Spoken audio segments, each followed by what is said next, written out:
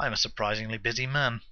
I just thought I'd make that little point clear before I get started. If I'm not half-heartedly ripping apart someone's work with my harsh British reviewing tone, then I am more than likely working or getting my arse kicked by Hunty in Counter-Strike. The reason I tell you this is that I rarely find time to play or even vote for the maps cast into TWHL's Golden Map Vault until they are awarded the Best in Show by the community. It's then handed over to me to look over, check everything is as it should be, and then write up on why I think the community would vote for this shit. Speaking of shit, let's talk about 1214. Actually, that's a little harsh. 1214 is a beautiful map pack that just happened to try my patience a little. I say try my patience, it's more like it mercilessly pummeled my patience into the floor and then pissed on it. If you recall my original review of Flat Life, I mentioned how the level design is more about the backdrop than actual gameplay elements. 1214's backdrop is astoundingly detailed beyond any of the maps that were released with the original mod. Everything about the huge facility has a real sense of importance throughout. Giant containers are shifted around on an automated rail system, passing through security scanners along the way, whilst huge machines work away in the background. Guards study consoles in the foreground and patrol around doorways in the distance. Sajo has also proven his experience by using a fine selection of custom textures. I didn't have to second guess that this map wasn't based around the Black Mesa research facility.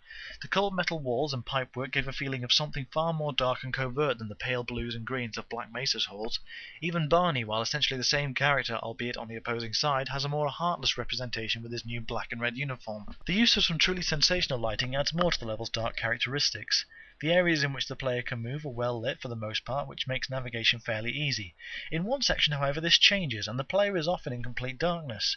This, coupled with the pitfalls and electrified water, not to mention the fact that the flashlight is utterly useless in Flat Life, means that this section can get pretty frustrating. The inaccessible backdrop areas is where the lighting really shines. Actually, that's probably not the right word for it, as backdrop lighting is mostly dim, leaving huge rotating gears and patrolling guards in the shadow with the occasional red highlight, which really enhances the fantastic geometry. There is some excellent use of ambience in this map pack. The machines buzz and whir away while the giant cogs and rails creak and groan with no section feeling too quiet.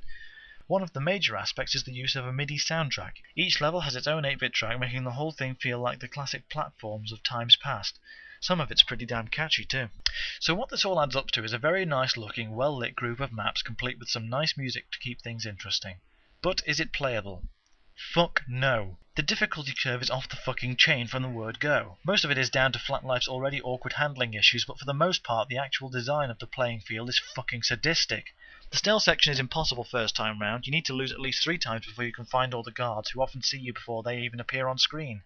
Even when you do know where they are, you need to learn their patterns so that you know when to use cover and when to run for your life. Also, some of the simplest things like security beams you have to jump over are so close together that they are almost impossible.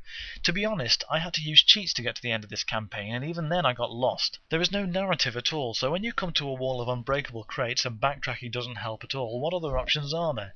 The sad thing is there are so many awesome features used here. There is a fight sequence inside a giant X-ray machine at one point where you and your enemies all show up as skeletons. The design work as well as Sajo's ideas would have been almost perfect if made for a regular first-person perspective, but it falls flat on its face along with the rest of Flat Life's single-player portion. If Flat Life threw a house party, it would be the sexiest party ever, with awesome music and amazing light show, and then gameplay would turn up, piss on the curtains, and set the place on fire.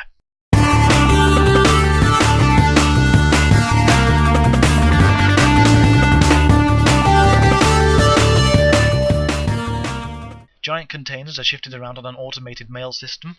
Mail system? Fucking hell. Guards study consoles in the foreground and patrol blah blah blah. Actually, that's probably not the right word for it, as the backdrop is mostly dim. Leaving... Oh, fucking hell. Can't read today.